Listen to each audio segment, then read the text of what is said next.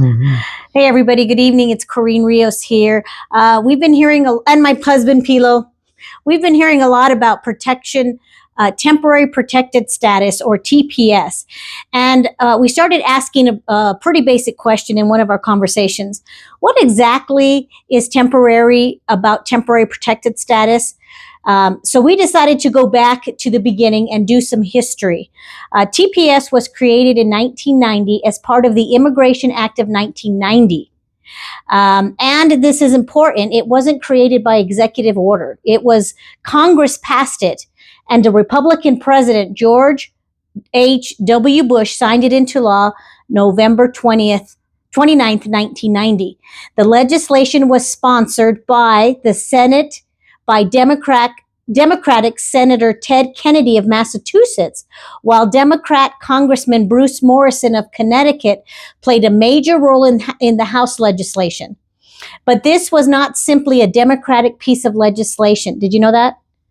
It passed with overwhelming bipartisan support. The Senate approved the final legislation 89-8. The House approved it 264 to 118. And here's something especially interesting for those of us who live in New Mexico. Every member of the New Mexico's congressional delegation voted yes on that piece of legislation. And you want to know who they were? Cool. Pete Domenici, he was a Republican. Jeff Bingaman was a Democrat, and he voted yes. Joe Skeen, Republican, voted yes. Stephen Schiff was a Republican and voted yes. Bill Richardson was a Democrat, and he voted yes. So all 5 members of New Mexico's delegation, 3 Republicans and 2 Democrats, supported the final Immigration Act of 1990. And isn't it interesting? Back then, we had 3 Republicans up in Congress, and now all 5 of our congressional delegation are all Democrats. I think that's interesting, don't you think? No, I think, well, what's interesting to me is the fact that, once again, our presidents and our leaders have no idea regarding nations that are Islamic. So even back then, they had no idea. Yeah, look, George Bush walked us into the war in Iraq, and then his son did the same thing. And none of them, I believe, really had any idea what they were doing and what Islam was all about. They just thought, well, they're regular people. If we help them out, they'll do better. And this is the problem. Would Westerners go over there thinking that they can go there and sell them capitalism and freedom? And that's not going to happen. And this is the result of ignorance. And not knowing history. I mean, because we just talked about the Crusaders and what happened in that period of time, what Islam was doing way before we even became a country, and we just don't know it, or we failed to connect the dots. Well, yeah, we just didn't understand Islam. That's what the real problem was. We didn't understand Islam back then. No, we didn't. Obviously, George Bush and his son were both clueless about Islam. So are you saying that we didn't know about Islam, or they were just ignorant? They were ignorant to what Islam actually meant and what it really was. Encompasses. Yeah. Oh, okay. Everybody thinks it's a religion, and they hear the same things that everybody else. Oh, it's a religion of peace. It's not even a religion. Right. But they just go by that. And if you were to bring George Bush in here, both of them, and sit them down and ask them questions, you will see how ignorant they really are. But that's what we're up against. Now it's not just our presidents, but it's everybody else. But what's interesting is back in the 1990s, 1980s, 60s, or the 1980s, we had to go, you remember we had to go to the library and look up an encyclopedia to get information, right? And now that we have social media and we're actually getting information like in lifetime, we shouldn't be that ignorant anymore. No, we should not. We definitely have all the information at our fingertips. I actually have the Quran on a USB stick. So there really is there's no excuse to be ignorant and not know history. No, it's all right there. Even the Bible can be on your phone, right? Yeah. So anyway, now temporary protected status actually makes sense when you understand what Congress was trying to do. If you're already in the United States and suddenly there's a civil war, an earthquake, or a major natural disaster, or some other extraordinary situation in your home country, the United States can temporarily say, we're not going to send you guys back into that dangerous situation right now. That's what the intention was. If you were already in here, TPS itself does not bring people into the United States from other countries. We need to understand that. You generally have to already be physically in the United States, present in the United States, and meet the required residency and physical presence dates for your country's TPS designation. That's different from the refugee program, which generally involves people outside the United States being admitted through a separate process. And so what I'm trying to get here is that for temporary status, you have to already be living in the country for whatever reason. I don't know why. And instead of the United States deporting you and sending you back, if you have civil war, they're going to say, wait, we're going to extend it. That's what that's about. Yeah. So good intentions gone wrong, or actually misplaced good intentions. Yes. Humanitarian parole is another separate process that can allow certain people outside the United States to enter temporarily for urgent humanitarian reasons, okay? But someone who enters the United States through another route, a visa, refugee admission, humanitarian parole, asylum process, or another immigration pathway could potentially become eligible for TPS later if their country is redesignated and the eligibility cutoff date is moved forward. And I think that's why this is so complicated. For sure. If you let people come over here, honestly, you could just stay here and be here for 20, 30 years, and the likelihood of getting deported becomes less and less. Yeah. They understand that. Yeah. But that's why a redesignation matters. The law allowed countries to be redesignated for limited periods while the federal government periodically reviewed whether dangerous conditions still existed. And you know how meetings go. It's like you get a redesignation and they want to investigate it and have meetings over it, and it just takes forever. An initial designation could generally be for 6 to 18 months. But here's what's interesting. Congress did not put an overall maximum on how many times TPS could be extended. So that's kind of like a lot of laws we have now. They're kind of ambiguous, open-ended. So different administrations can come in and do whatever they want because the law is so ambiguous. Yeah. Okay. So that brings us to Somalia. TPS was not created specifically for Somalia. Somalia was first designated for temporary protected status on September 16th, 1991 during the George H.W. Bush administration.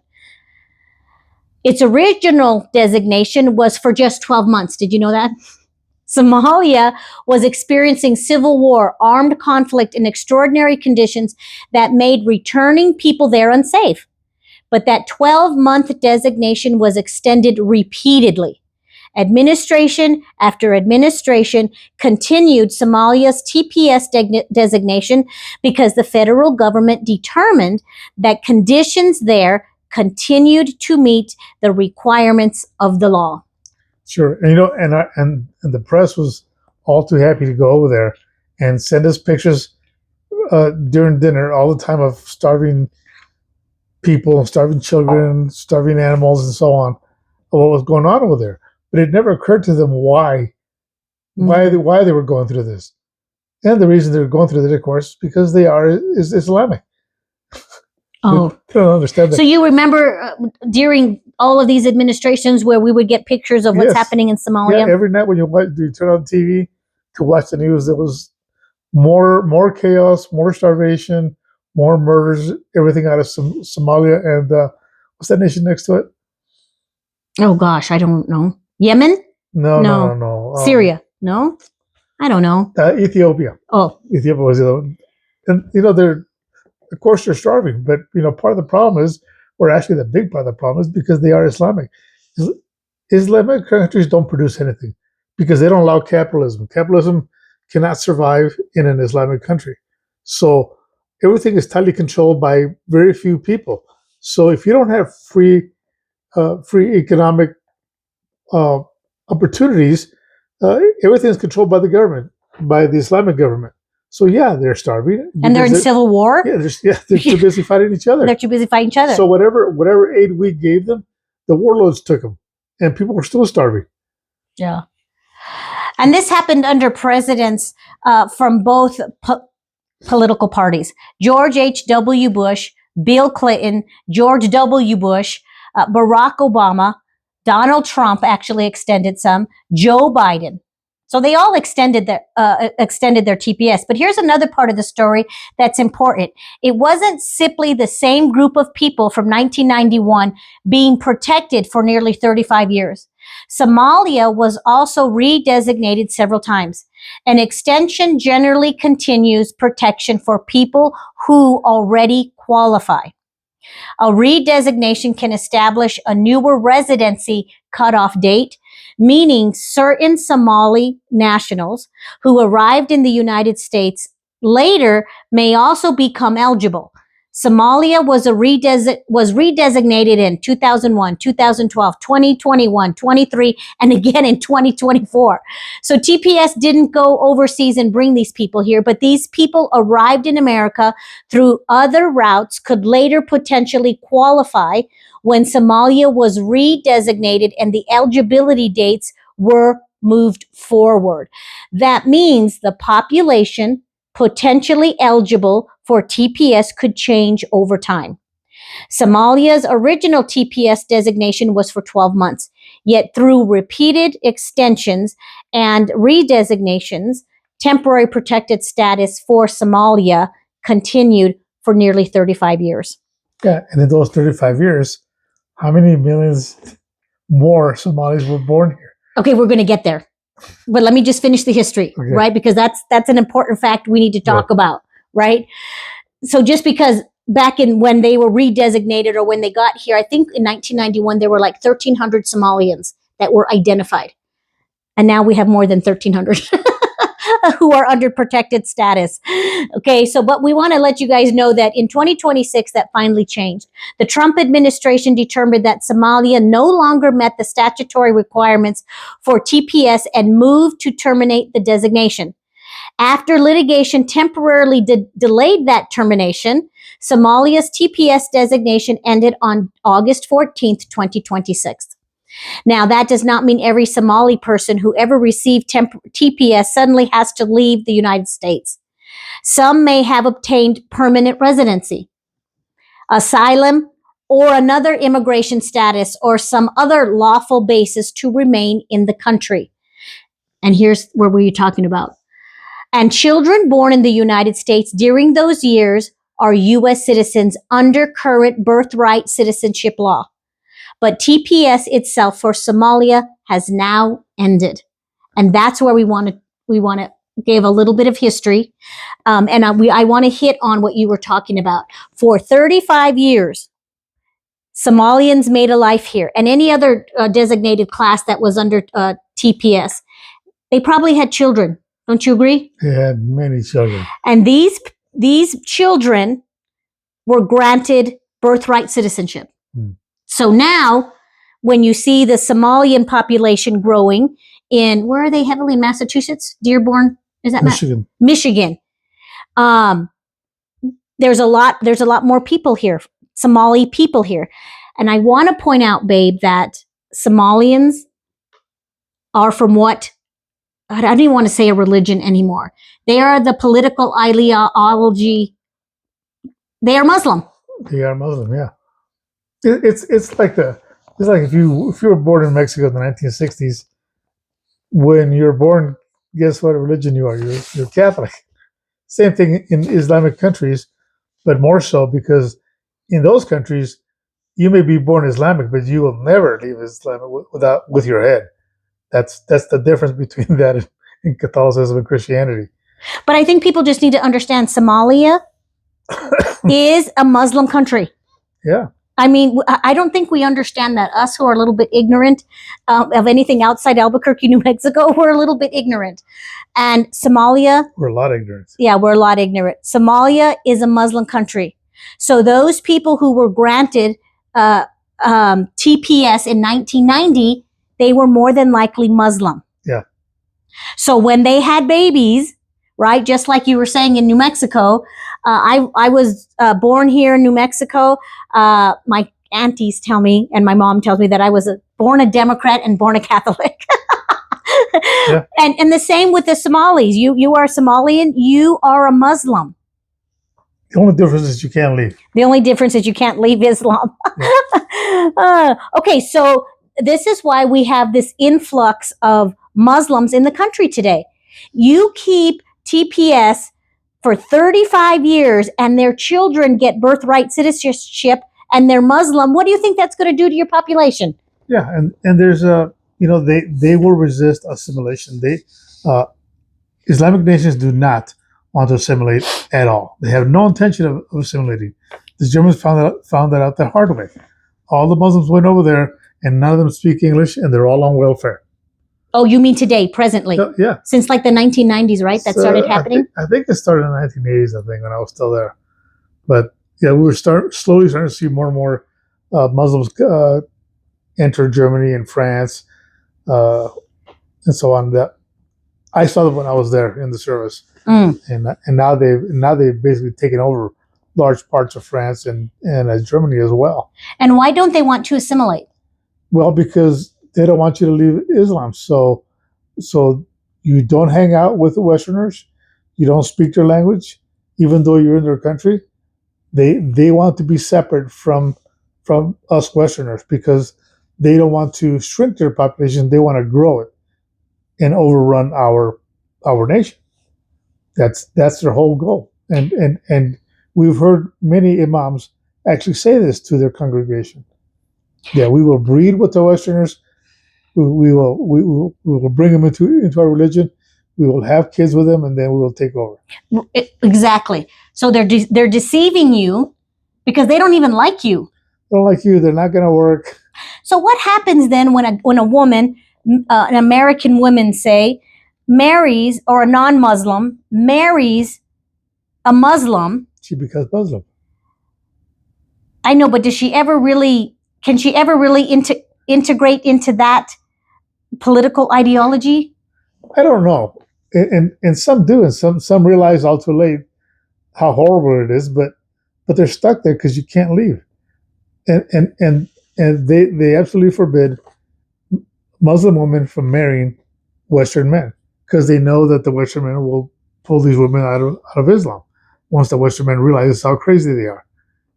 So if you're a man in a Muslim nation, Muslim society, you can marry a Western woman, but she will become Muslim, and so will your kids. What? Say that again? If you are a Muslim, if you are a Muslim man and you marry a Western woman, she will become Muslim, and your kids that are born to her will also be Muslim. Okay. Well, I think that pretty much stands to reason, right? Well, what you're saying is that... I don't know. I think that's insanity, but okay, if you want to call that reason. Well, no. I'm saying that most Muslim men who are actually practicing what's in the Quran. They're not going to go marry somebody outside their faith. Sure, they will. Absolutely, they will. Yeah, and leave their own faith. They won't leave their faith, but they will go out there and marry Western women. Absolutely. Well, I think on purpose, with the purpose of getting and creating more Muslims. And I think that's happening right now in New Mexico, actually, with the mosque that's being built here in the North Valley. Let me tell you why. I heard that piece of property in the North Valley was owned by a man and woman, and they passed away and they gave it to their daughter. And the daughter married a Muslim. Oh. So what you're saying is that he's not going to stop being a Muslim and become a Catholic. Absolutely, that's correct. That's not going to happen, is what I'm hearing from you. 100%. So she's Muslim now. She's Muslim now. Yes. I don't know. I don't know if she is or isn't. I'm just saying, based on how they think and how they operate, Yeah, she's Muslim now. Yeah. She's not going to have a choice. Yeah. So all of these Somalis that are Muslim that were granted temporary status 35 years ago, Somalia is one of them. They had babies. Those babies got birthright citizenship. They grew up being Muslim. And hence you go, this is why we have so many Muslims in American cities today, especially in Dearborn, Michigan. And I would always wonder, I'd see the videos of all these Muslims in Michigan, and I'm like, how did they get over here? Remember me? I was asking you that? Yeah. Like, how did they just get over here? It has been decades that the Muslims have been infiltrating our communities. Yeah, and you know what? They know how to commit fraud. They're very good at committing fraud, and they all help each other out getting over here. What's her name? Omar. Yeah. She came over here fraudulently. That's nothing new to them. That's the way they operate. That's the corruption that infests their home country. Yeah, because we also talked about, you told me something about third world mentality. Yeah. And I think I've heard a lot of other podcasters talk about third world mentality. Can you kind of hit on that a little bit for us, babe? So third world mentality is what I've noticed, my personal experience going out there and working in third world countries, is that they don't really operate in a sense where they're a community per se. They're more tribal than they are a community. For example, and what I mean by that is that Afghanistan, for example, is a nation of thousands of tribes, hundreds of languages. You could have one village who speaks one language, and 8 miles away is another village, and they speak a totally different language. That's why they fight each other. They fight each other all the time. When I was there, if they weren't shooting at us, they were shooting at each other. And that's the tribe. That's the third world mentality. When you bring those people here, that doesn't go away. They bring that mentality with them, and that's why they do the things that they do here, and we're all shocked by it. But if you understand what they do in their home country, you'll understand, oh, that's where they get it from. That's the third world mentality. Rape, murder, torture, steal, commit fraud. Yep. That's why there's so much fraud with the child daycare centers up in Michigan. Is that correct? Yeah. There's a lot of that stuff going on up there. And they won't work. That's just their culture. They will not work. Mm-hmm. If you don't put a gun to the head and make them work, they're not going to work. They're going to use up all your resources and destroy your nation. But the difference is they will stay there. They won't ever leave. Yeah, and I think you understand the assimilation aspect, because you got birthright citizenship here. Mm-hmm. You lived in Mexico, and you understand what it means and how important it is, not only for you, but for the country to assimilate. Right, and assimilation, of course, is 100% critical. I've got certain family members that did not assimilate, and they still speak nothing but Spanish. They live in Hispanic communities. They're not doing well. And where some of us, like in my family, we all assimilated. We start to speak English. As a matter of fact, I've forgotten most of my Spanish. But that's because I didn't want to live in Mexico. I said, no, I'm not going there. I'm going to be an American. And so I assimilated, not consciously, but that's what I liked. I grew up a certain way. I grew up with certain people, the languages, the culture. It's all part of my life now. But even your mother and my mother, because my mother's first language is Spanish, your mother's first language is Spanish. Yeah. My mother didn't teach me Spanish. My mother knew that in order to have opportunities in the United States, you needed to speak English. And I think speaking the language is so important to assimilation. It's not just important. It is critical. It is very critical. It is critical. It is critical. So we're going on like 25 minutes now. We just wanted to update you on this temporary status, why this temporary status seemed like a good idea at the time to help people, really has turned has really kind of like bit us in the butt. Yeah, people generally are ungrateful. Oh. And that's what we had now. Now we have millions of ungrateful immigrants in this country, and we see the effects of that. They burn up our flag. They speak badly about us. Yeah, it's not a good thing. Yeah. And then you have politicians who don't want to stand up and do the right thing because they don't want to lose that political power that they have, because they know they can stay in there for 3 decades. And if you had term limits, maybe that would help alleviate people wanting to stay in office for decades, having insider trading and coming out millionaires, because that's what a lot of these politicians are doing, actually. Yeah, that would fix a lot of problems. Yeah, that would fix a lot of problems. So we just wanted to give you guys an update on temporary protected status and why I think what President Trump is doing is a good thing. Do you believe that? Absolutely. Absolutely. So you guys have a great day. Bye.